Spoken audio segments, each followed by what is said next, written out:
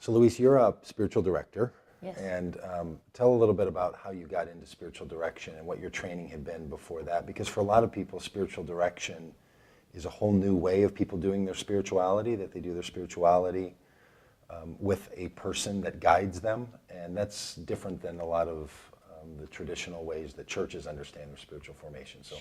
Sure. I had done a Master's of Christian Leadership through Fuller Seminary. And in the process of doing that, had some practicums where I wrote some spiritual formation classes that we went through in the church and brought people through in their faith, listening and guiding and helping them to mature and hear the leading of the Holy Spirit. In living in San Francisco for a couple of years where my husband was employed, I became aware of a program there where I could take a deeper journey of my own in an area I had not been before, and to engage learning from a Catholic perspective, because this is where I understood a lot of the masters had learned about spiritual direction, Thomas Merton or a Henry Nouwen, and that was intriguing to me. I wanted to learn a little bit more about the wonder and mystery of my faith rather than the certainty of which I had known much of my So background. you had already earned a master's degree Yes. from a seminary and then pursued additional certification or training in spiritual direction. Yes, they called it to have a certification in it, being taught by a group who had been there for a long time and had like a stamp of approval saying, we've had many pass through these doors, people from all different backgrounds, but with an Ignatian or in Catholic emphasis to it. And that degree, pursuing a spiritual formation degree, that wasn't to earn a certification so that you could be qualified for a particular job. It functions differently in that world. Yeah, because there weren't that many known places where you could go and get a job doing that. It most likely would have been starting your own private practice, which I am doing now, but for a while I did work for a Christian educational institution and did some spiritual direction. But this is all new ground being broken in, and some of them don't even be aware of what they're doing. Or be involved in a church and have, I think it would be great to have a spiritual director on staff so that you could have the listening ear of people come in confidence and talk about their faith journey, something that a pastor cannot do with each one of its members, even if they have. It's not what a lot of pastors want to hear, right? Is that they've thought themselves to be one of the cross points for people's spirituality. But you're finding, like, even that language that you pursue this certification not just to get a job, but so that you could perhaps start your own practice. Like, that's interesting language, isn't it? Like, yes. Like, you're not starting your own church or even starting your own community. Spiritual direction starts to talk about how do you start your own practice, and that practice might be working with groups or individuals. Is that right? And a lot of times the avenue might come through a church, but if you're not in a church that's really amenable to starting or introducing somebody with spiritual direction, then you have to go and find some place that is. And I got a connection through an Episcopal retreat center that I got to know the director and brought her some information. And they didn't have a spiritual director at that time, and so was able to be referred by them.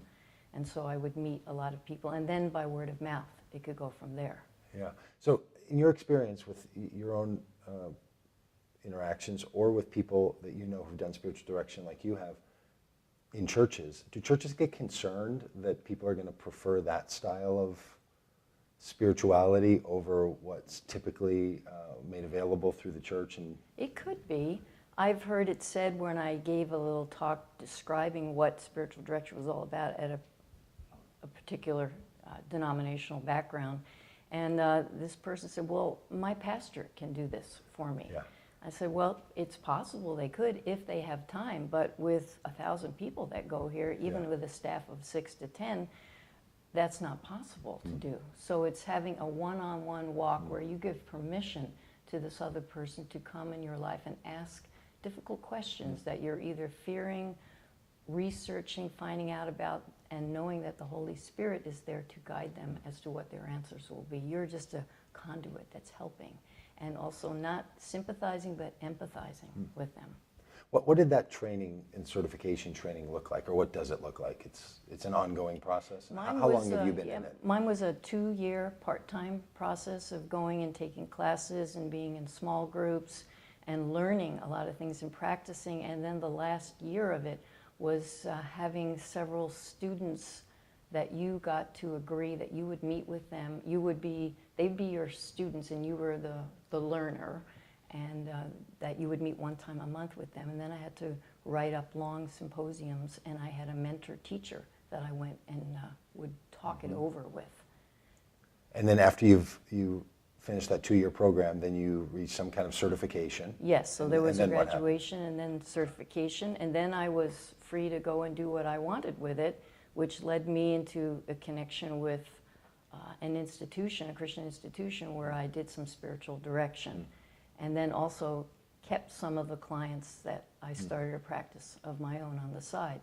Now that means that my education and my revitalization is not all finished, that I myself need to meet with a spiritual director, and then also every month or every several months, depending on how many directees you have, I need to meet with a mentor teacher to talk over what some of my dealings have been and what did I think I did right, what didn't I do right, or I should have done better, or where did I put myself too much into the picture rather than just being more neutral. And is that an ongoing That's an ongoing thing. process? Yes. Not different than a psychological person, but this is dealing with spiritual matters. Yeah. So not to be too pointed about the difference between your seminary experience and your spiritual direction certifying and certification and training, but did you feel different at graduation from seminary compared to your graduation from the certification? That's an interesting question. You know, I did, in the sense that this was a continuation on my journey in a different direction for spiritual direction that I had ever taken or really known about before. And I wasn't going to just come and teach something to someone. I was going to listen to them and be there for them, asking questions, knowing that I was leaning back into the presence of the Spirit who was helping me to be able to help them to figure out what God was telling them with what they were seeking.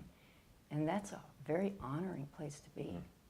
I've heard people and sort of sense that the comparison between seminary finishing and the spiritual direction certification completion, that seminary felt like they had finished, and the spiritual direction training felt like they were now able to get started. Does that resonate with you at all that way? It's an accomplishment. It's a degree that you put on the wall. I do have a piece of paper that says I'm certified with spiritual direction, but for me also it was beginning of a whole new section that opened up like, wow, what is all of this?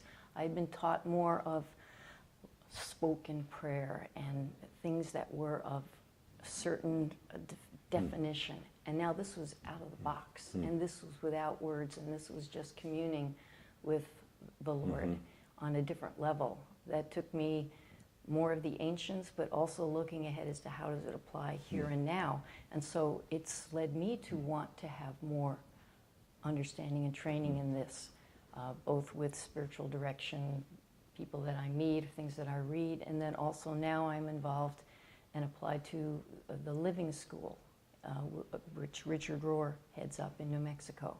And that is a 2-year program of which I meet people from all over the world who are coming to basically explore their own faith and push out whatever walls were there while deepening in on the center of God within me and pushing the ego aside.